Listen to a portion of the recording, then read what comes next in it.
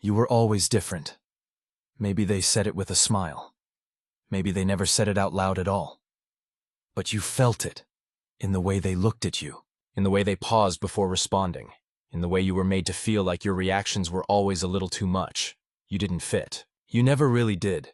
You asked too many questions. You said the quiet parts out loud. You noticed the things everyone else ignored. And at some point, they stopped calling it curious or sensitive.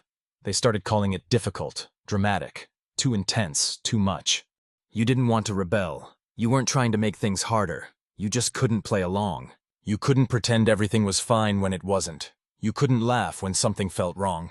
And for that, you became the problem. You got labeled the black sheep, the one who made things uncomfortable, the one who didn't know how to just let it go. And for a long time, maybe you believed them. You thought if you could just shrink a little, maybe they'd finally accept you. Maybe if you smiled more, cried less, stayed quiet, maybe then you would finally feel like you belonged. But deep down you knew. This wasn't about you being broken. This was about you being aware. In a system that rewarded silence, you carried too much truth. In a family that prized obedience, you couldn't stop seeing through the rules. They were used to pretending. You needed honesty. They were used to holding things in. You felt everything. They followed the roles. You kept breaking character. And that's not wrong. That's necessary.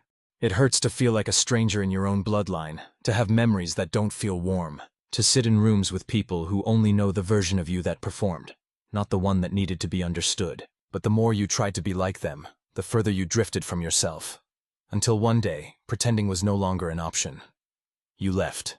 Or maybe they pushed you out, or maybe the space between you just grew, and no one tried to close it. Either way, you stepped away. Not because you hated them, but because staying meant abandoning yourself. And even if no one clapped, even if no one said we get it, that choice saved your life. You're not the black sheep. You're the one who broke the cycle. You're the one who saw through the illusion.